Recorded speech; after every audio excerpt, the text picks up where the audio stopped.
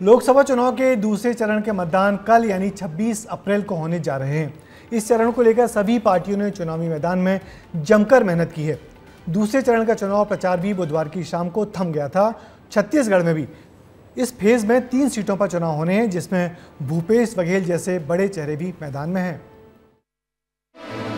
छत्तीसगढ़ में दूसरे चरण के चुनाव में महासमुंद, कांकेर, राजनांदगांव में चुनाव होने हैं। ऐसे में तीनों ही सीटों पर दोनों ही राजनीतिक पार्टियां बीजेपी रिकॉर्ड बनाने में तो कांग्रेस इतिहास बदलने के लिए मैदान में ताकत झोंकती हुई नजर आ रही हैं। ये तीनों सीटें बीजेपी के खाते में हैं, जिनमें सबसे ज्यादा हाई प्रोफाइल सीट राजनांदगांव है, जहां पूर्व सीएम भूपेश बघेल और संतोष पांडे आमने सामने हैं। वहीं महासमुंद में बीजेपी की रूप कुमार चौधरी और कांग्रेस के ताम्रध्वज साहू में कड़ी टक्कर है, तो कांकेर से बीजेपी के प्रत्याशी भोजराज नाग और कांग्रेस के बीरेश ठाकुर के बीच सीधा मुकाबला होने वाला है।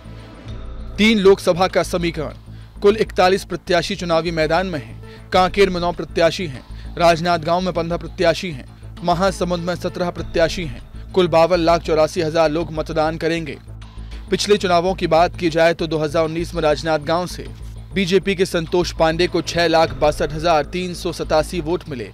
कांग्रेस के भोलाराम साहू को 5,50,421 वोट मिले।